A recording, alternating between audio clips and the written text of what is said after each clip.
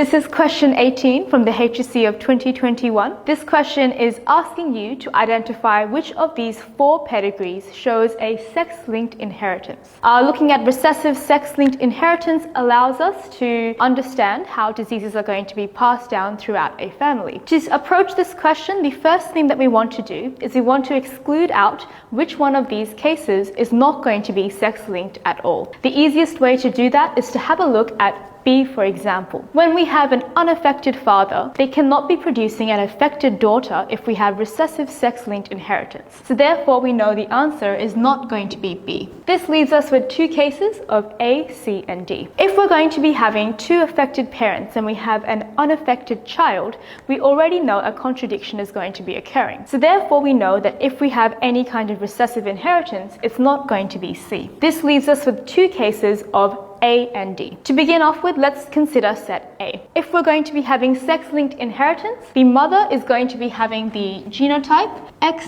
big A, X little a, considering that she's going to be carrying the affected trait. The father, therefore, must be X big A and Y. When we have a sex-linked disease, it's usually going to be referring to an X-linked disease. Even though Y-linked is considered a sex-linked, we don't really have them come up in the HSC. So now we're going to be having 2 affected children. The son is going to be getting his X chromosome from his mother, so he can be X little a and Y.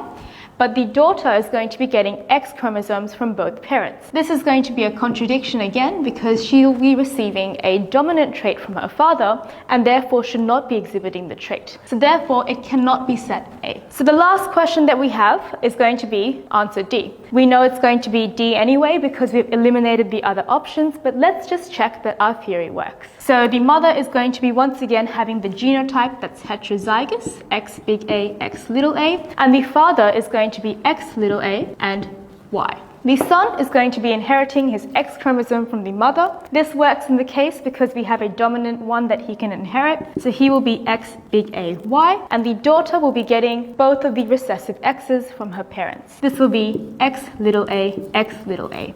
And therefore, the answer to this question is going to be D. Follow for more biology tips.